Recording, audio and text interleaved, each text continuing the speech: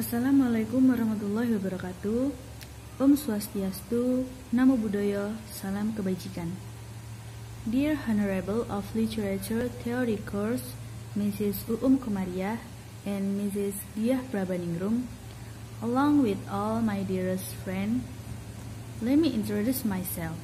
My name is Elibiati Eftifta Nurani from the Indonesian Language and Literature Study Program. In this occasion, I will present the result of the analysis of the pragmatic approach in the short story of Rembulan di Mata Ibu by Asma Nadia. Karya sastra dibagi menjadi 3 jenis, yaitu prosa fiksi, puisi, dan drama. Prosa fiksi juga dibedakan menjadi beberapa jenis dalam berbagai bentuk, seperti roman, novel, novelet, maupun cerpen. Pengertian prosa fiksi tersebut adalah kisahan atau cerita yang diemban oleh pelaku-pelaku tertentu dengan pemeranan, latar, serta tahapan dan rangkaian cerita tertentu yang bertolak dari hasil imajinasi pengarangnya sehingga menjalin suatu cerita. Aminuddin tahun 2013. Pada analisis karya sastra ini, saya tertarik menganalisis salah satu jenis prosa fiksi, yaitu cerpen yang berjudul Rembulan di Mata Ibu karya Asma Nadia. Cerpen adalah salah satu bentuk prosa naratif fiktif atau cerita rekaan yang pendek, cenderung padat dan langsung pada tujuannya. Cerita pendek yang efektif terdiri dari tokoh atau sekelompok tokoh yang ditampilkan pada satu latar atau latar belakang dan dalam lewat laluan lahir atau batin terlibat dalam satu situasi. Dalam perkembangannya hingga sekarang, banyak cerpen-cerpen yang bercerita mengenai fenomena-fenomena yang terjadi dalam masyarakat. Nah, cerpen yang akan saya analisis ini sepertinya seringkali terjadi dalam kehidupan. Konflik dalam cerpen ini yaitu perselisihan antara ibu dan anak. Pasti banyak pembaca yang pernah mengalami hal ini. Maka, saya memilih pendekatan pragmatik dari teori Abrams untuk menganalisis cerpen ini. Pendekatan pragmatik adalah pendekatan yang memandang karya sastra sebagai sesuatu hal yang dibuat atau diciptakan untuk mencapai atau menyampaikan efek-efek tertentu pada penikmat karya sastra, baik berupa efek kesenangan, estetika, atau efek kebermanfaatan, yang mengandung nilai-nilai moral, sosial, agama, atau pendidikan. Pendekatan ini menitik beratkan kepada kesan pembaca terhadap karya sastra yang dibacanya. Adapun kesan yang dimaksud yaitu mampu menghibur atau memberikan kesenangan, mengharukan, memberikan pengajaran, meyakinkan, dan memberikan informasi. Saya berharap dengan dilakukannya analisis menggunakan pendekatan pragmatik ini, efek-efek yang ada dalam cerpen ini bisa tersampaikan ke saya dan juga pembaca, sehingga kita bisa memilah mana yang sebaiknya dilakukan atau tidak. Kita juga bisa mengambil hikmah dari kejadian yang terjadi di cerpen tersebut. Berikut merupakan sinopsis cerpen Rembulan di Mata Ibu.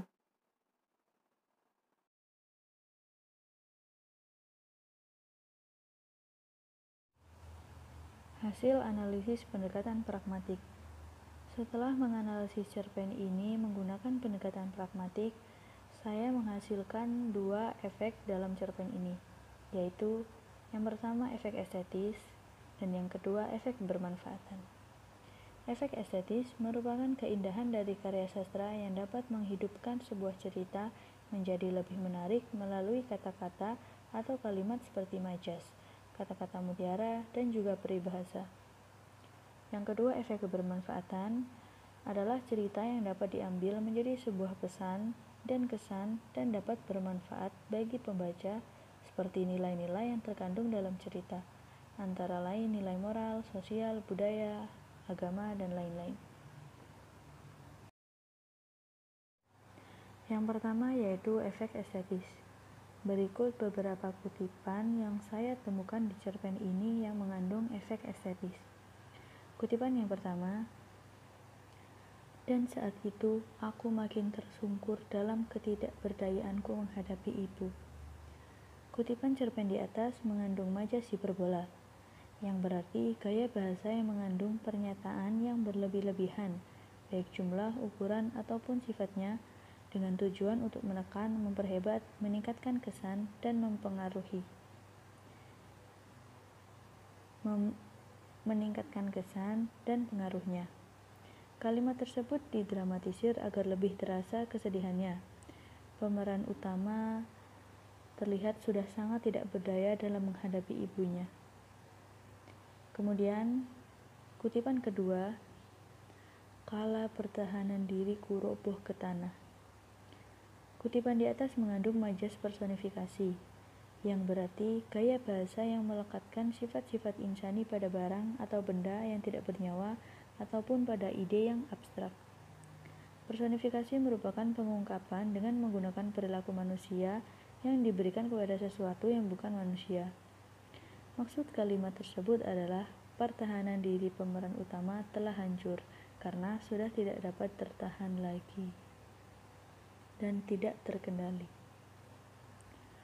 Kemudian kutipan ketiga, kata-kata ibu bagai telaga sejuk mengaliri relung-relung hatiku. Kutipan tersebut mengandung majas simile karena memakai pengandaian telaga sejuk untuk kata-kata ibu.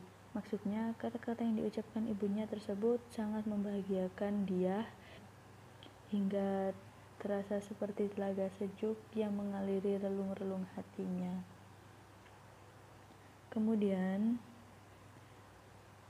kutipan keempat, ibu ingin anak bungsu ibu menjadi sosok yang berbeda, seperti rembulan merah jambu, bukan kuning keemasan seperti yang biasa kita lihat.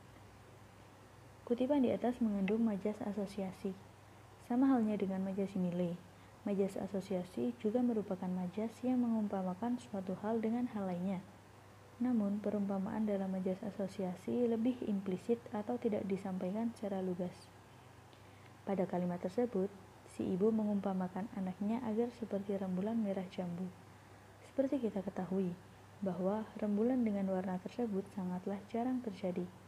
Jadi, maksud ibu adalah menginginkan anaknya berbeda seperti wanita pada umumnya. Bukan menjadi wanita biasa yang hanya mengerjakan pekerjaan rumah tangga. Namun, dia juga harus bisa menjadi wanita yang mandiri dan bisa melakukan kegiatan bermanfaat lainnya.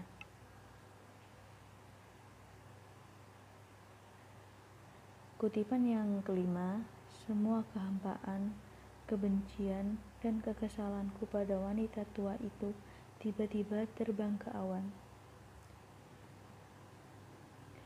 Kutipan di atas mengandung majas personifikasi, karena menggunakan kata terbang pada kata-kata kehampaan, kebencian, dan kekesalan, seolah-olah rasa tersebut merupakan makhluk hidup yang bisa terbang.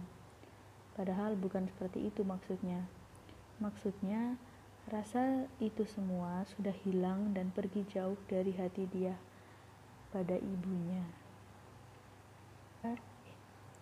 Untuk efek kebermanfaatan pada cerpen ini, saya menemukan 3 nilai kebermanfaatan. Yang pertama ada nilai moral.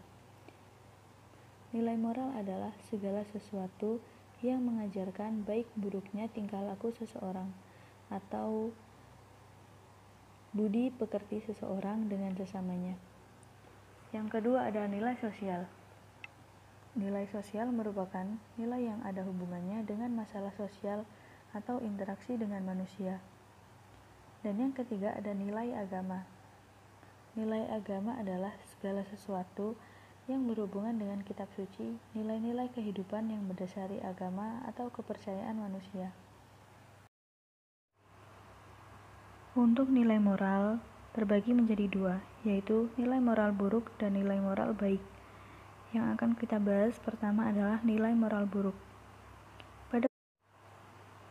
Ditemukan nilai moral buruk yang berupa merendahkan orang, menjatuhkan mental, dan menyakiti hati. Bisa dilihat pada kutipan yang pertama. Kutipan cerpen tersebut menunjukkan adegan saat si ibu selalu saja mengkritik apa yang dilakukan anaknya, yaitu dia. Karena persepsi kuno si ibu yang masih berpandangan bahwa wanita itu lumrahnya di rumah, dan fokus pada pekerjaan rumah. Maka, ketika dia melakukan kegiatan masa kini yang aktif dalam berbagai kegiatan dan juga dia ingin menuntut ilmu setinggi-tingginya agar memiliki masa depan cerah, menimbulkan pandangan tak suka dari si ibu yang membuat dia kadang jengkel dan sakit hati. Sikap ini merupakan nilai moral yang buruk, karena si ibu merendahkan orang lain yang merupakan anaknya sendiri. Biasanya perlakuan ibu seperti ini bisa menjatuhkan mental anaknya, padahal anaknya ingin melakukan hal-hal positif dan bermanfaat, namun bukannya malah disupport, tetapi malah direndahkan. Untuk kutipan kedua, ditemukan nilai moral buruk berupa berpikiran buruk, mengatakan hal yang belum tentu terjadi, dan menilai semua orang itu sama. Bisa kita baca kutipan tersebut. Kutipan cerpen tersebut menunjukkan sikap ibu yang buruk. Bagaimana bisa si ibu dengan teganya mengucapkan hal-hal jahat yang juga belum tentu akan terjadi. Sebagai anak tentu akan merasa sakit hati jika didoakan yang tidak-tidak dari mulut ibunya.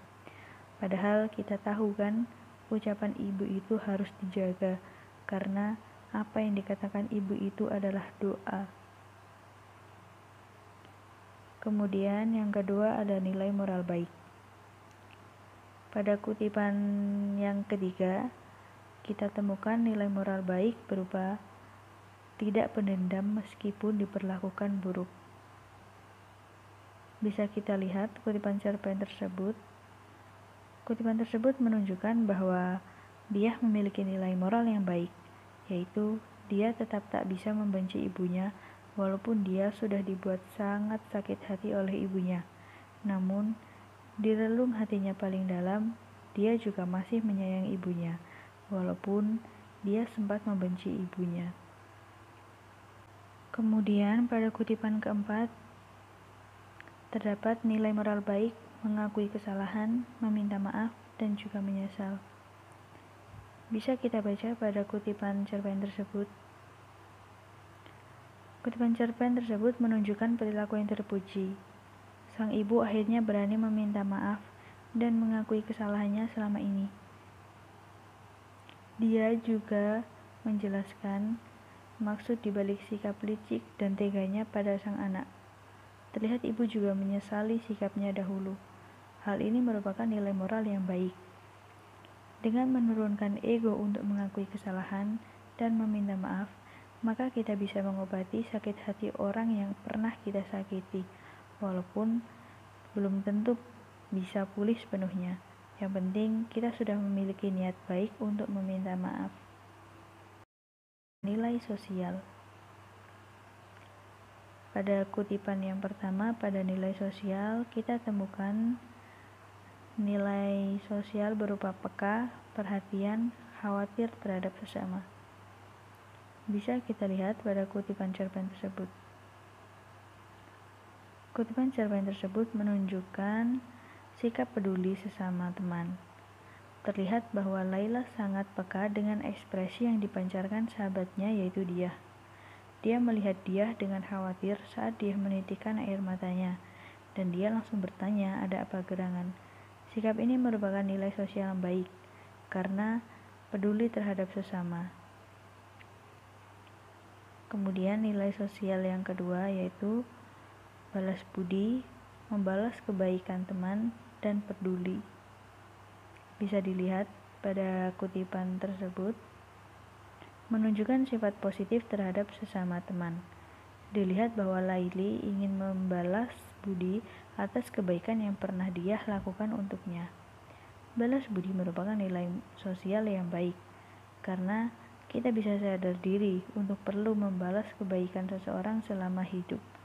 Namun, jangan pernah berpikir jika melakukan kebaikan, maka harus ada imbalannya. Jika selalu berpikir seperti itu, maka kita dinilai tidak ikhlas dan pamrih. Kemudian yang terakhir, nilai agama. Untuk yang pertama, saya menemukan nilai agama yaitu rajin sholat,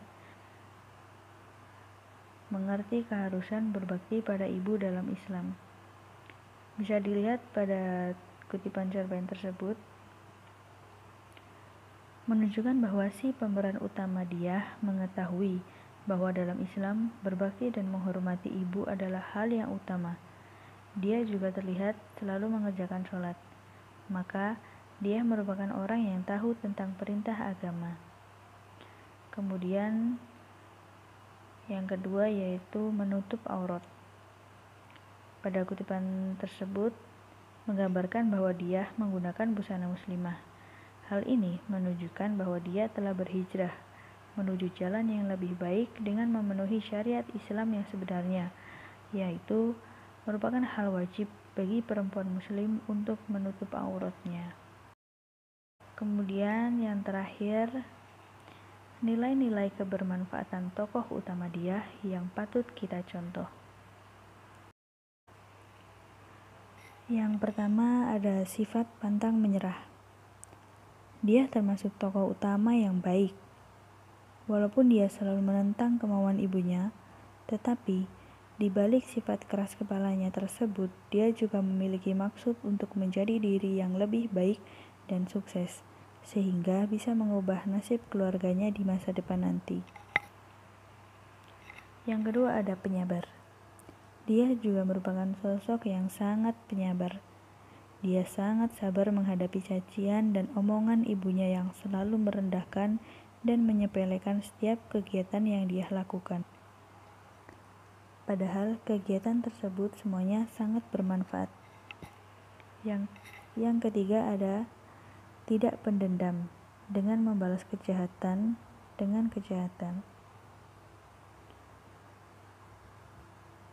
Dia tidak pernah ada niat untuk dendam kepada ibunya.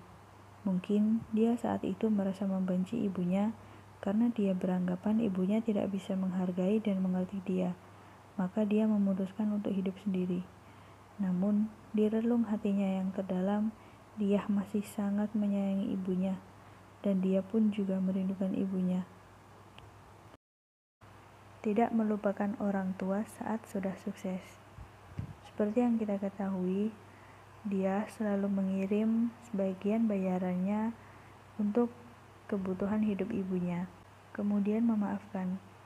Walaupun dia pernah sangat sakit hati kepada perlakuan ibunya, tetapi akhirnya setelah dia mengetahui bahwa ada maksud tertentu mengapa sikap ibunya begitu tega padanya, dia akhirnya bisa memaafkan atas perlakuan jahat ibunya di masa lalu. Yang dulu dia sangat membenci ibunya, dia akhirnya bisa memaafkan ibunya dan menghilangkan rasa kebencian tersebut. Dan yang terakhir ada mengerjakan perintah Allah. Seperti yang kita ketahui tadi, dia sangatlah religius, dia mengerjakan sholat, dan dia juga mengetahui bahwa dalam Islam menghormati seorang ibu itu sebuah keharusan. Dan yang terakhir, dia juga sudah berhijrah dengan menutup auratnya. Okay, I end this presentation. Thank you for the attention of the audience, and I apologize if there are errors during the presentation. And Assalamualaikum warahmatullahi wabarakatuh.